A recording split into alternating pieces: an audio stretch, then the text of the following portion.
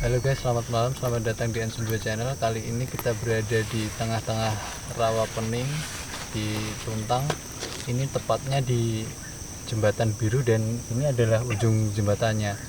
Dan kita benar-benar di tengah rawa. Kali ini kita akan berbagi cerita aja kisah sebenarnya yang ada di sini menurut versi kita. Di sini itu mitosnya yang paling utama adalah kisahnya Baru Kelinting ya.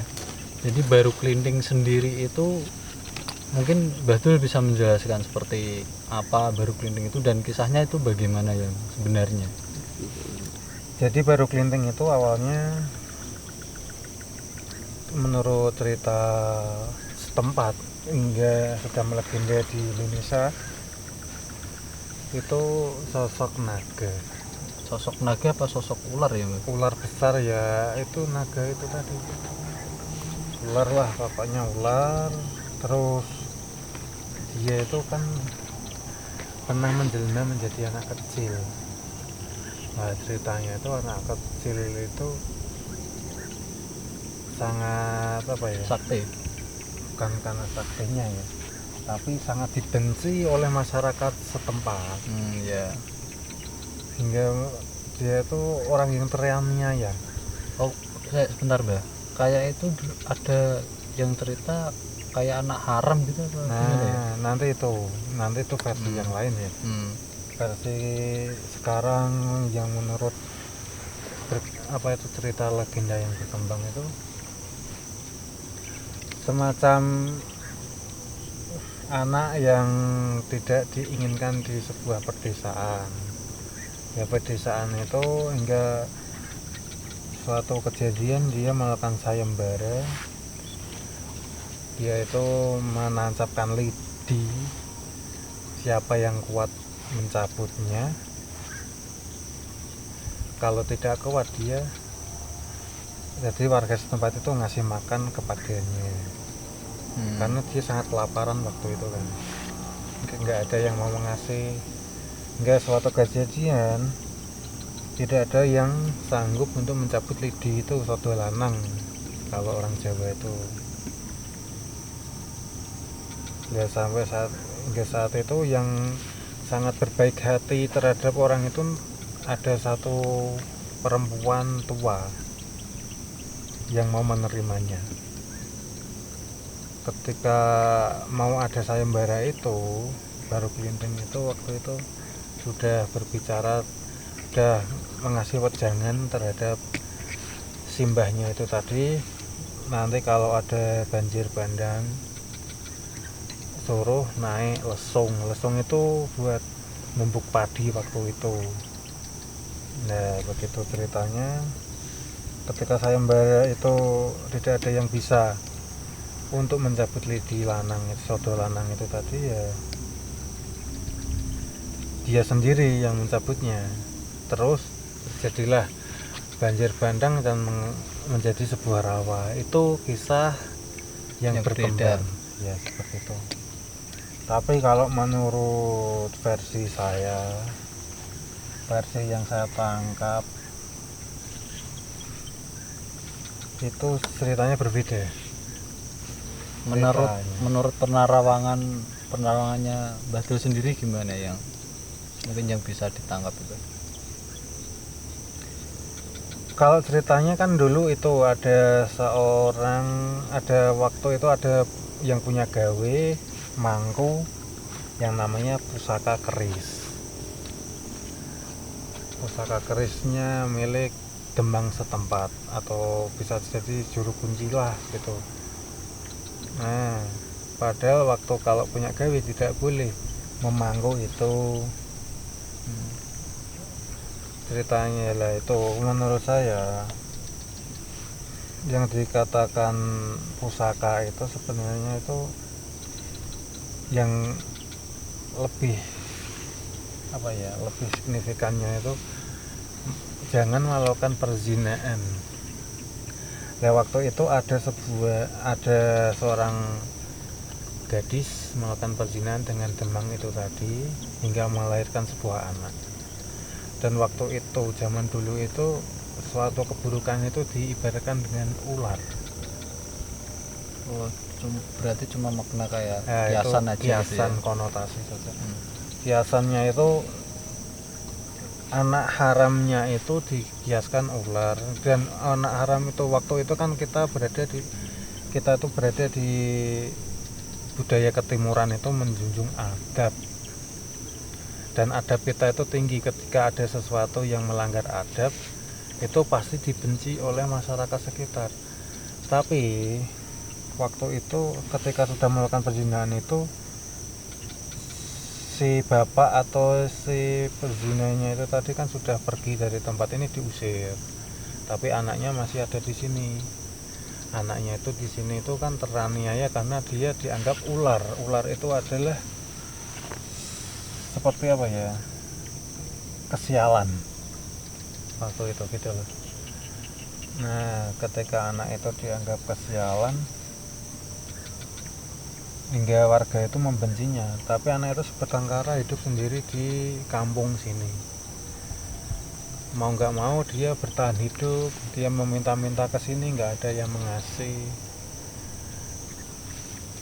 Dalam agama kita juga mengajarkan kan, doa orang teraniaya itu sangat dikabulkan kan.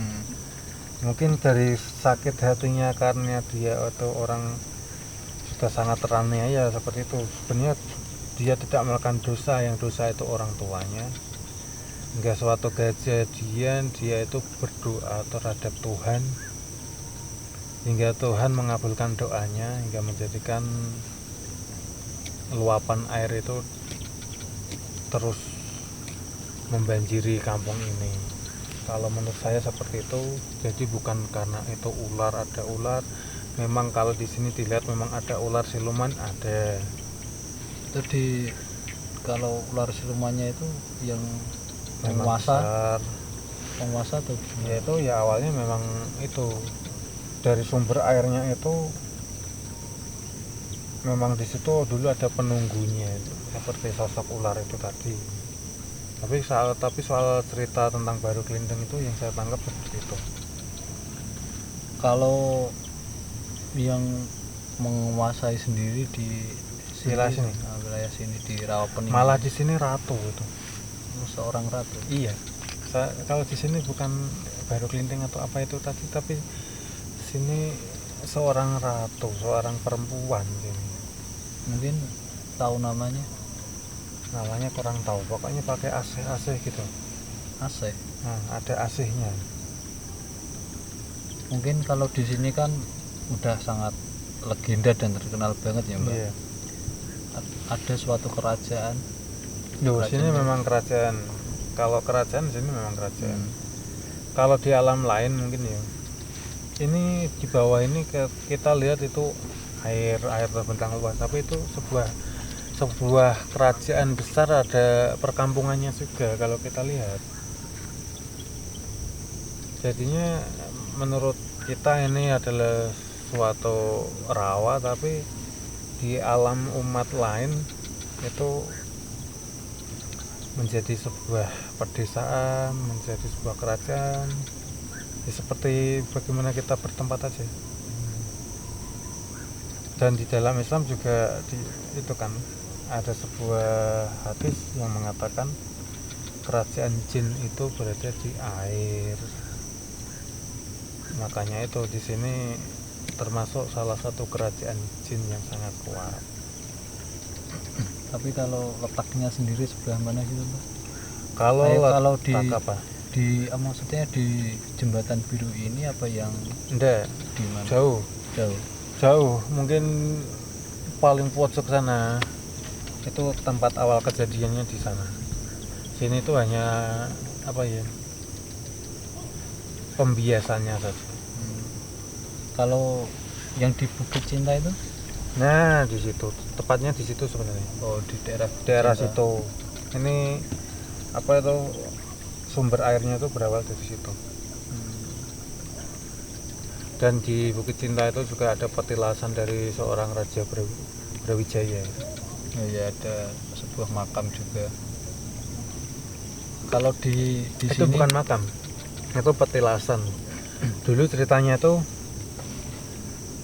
Raja Brawijaya waktu itu mau perang dengan Kesultanan Demak. Ketika itu dia itu berhenti bermalam di sebuah yang namanya Bukit Cinta itu tadi. Dan di situ dia itu bermeditasi. Kalau kita ya dia itu berintrospeksi diri karena yang introspeksi diri karena yang akan diperangi itu bukan tidak lain hanyalah anak kandungnya sendiri, Raden Patah. Masa saya sebagai orang tua mau memerangi yang namanya Raden Patah, anak saya sendiri? Maka dari situ dia diurungkan niatnya, peperangan itu diurungkan dan dia kembali lagi ke Majapahit. Makanya di situ ada petilasan seperti makam. Waktu itu petilasan orang-orang besar itu pasti ditandai sebuah batu atau apa. Itu kadang orang menganggapnya makam, itu bukan makam, itu petilasan seorang raja yang namanya Brawijaya.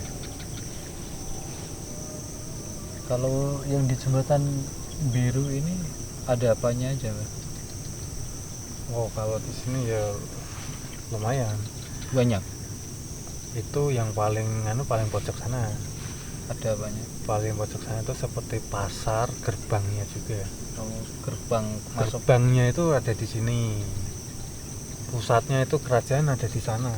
Tapi gerbangnya itu gerbangnya ada di sini. Dan yang menguasai yang perempuan itu yang namanya Welas Asih atau siapa itu ada di sana, Jembatan Tuntang. Di sana ada kayak gunung di situ. Nah, di situ namanya Nyi Welas Asih. Oh, Nyi Welas Asih. Terus ini kan yang di Jembatan Tuntang itu juga sering terjadi kecelakaan kan? Ada cerita lain nggak di balik itu? Gimana? Oh, kalau itu ada sebabnya, mungkin ada juga. Soalnya pernah ada suatu kejadian waktu saya kecil itu, di situ kan ada perlintasan rel itu ya. Dulu teman saya itu waktu saya masih SD itu kan ada kejadian, dia itu hanya aroh-aroh kalau bahasa Jawanya itu. Kalau bahasa Indonesia apa itu? Ya, aroh-aroh itu apa ya, kayak ketika memberitahu ada ikan, orang lain gitu loh. Ketika ada ikan dia tuh terkejut, dia tuh menunjuk-nunjuk gitu, terus pulang dari sini dia itu kesurupan, itu lama sekali itu sampai berbulan-bulan atau berapa itu lupa aku. Pokoknya dia sembuhnya itu ya dibalikan lagi ke sini, dia diajak ke sini sembuh. Nah, itu berada pas di bawahnya Jembatan Tuntang, Kali Tuntang itu. Itu ada kisahnya itu seperti itu. Kalau soal kecelakaan yang ada di atasnya bisa jadi itu ada sangkut pautnya, tinggal manusianya itu sendiri. Sebenarnya kalau kita berada di jalan selalu ingat dengan Tuhan, pikiran kita fokus, kayak gitu tidak bisa menguasai. Sekitar 2 tahun yang lalu kan ada yang meninggal di sini, Bro. Kecemplung ya. Kecemplung di sini. Ini kan ada ujung jembatannya itu lah, di bawah itu ya rawa sama tumbuhan enceng gondok itu, dan ada yang jebur di situ dan meninggal di sini juga. Mungkin ya istilahnya kayak jin korin atau apanya, mungkin masih di sini atau gimana. Kalau masalah jin korinnya, dia menjadi penetap di sini, masih di sini juga masih. Itu ada kaitannya nggak sama dengan alam itu ya? Ada sih, ada kaitannya itu ya. Mungkin dari menurut kejadian medisnya dia mengalami vertigo ya. Tapi menurut pandangan saya itu waktu itu dia katanya itu berjalan tanpa permisi. Ya, jam-jamnya itu ada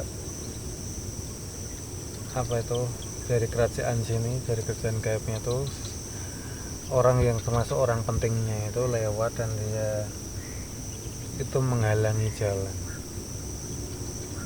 Kalau bahasa Jawanya tuh nyampar. Oh, nyampar. Akhirnya dia disampar gitu. Sampar genten. Iya tuh kejadiannya tepat ini. Tepat di bawah sini ya. Di bawah sini. Kalau dipikir dengan secara logis kan ya, namanya juga ada rawa, pasti kan orang nggak nyebur secara langsung gitu kan. Apalagi vertigo, di sini ada jembatan panjang kan nggak mungkin masuknya. Ya itu aja. Ya udah itu aja. Jangan lupa like dan subscribe-nya. Terima kasih. See you next time. Itu pancing aku. Gimana, Boy? Lanjut. Dapat pusaka, guys.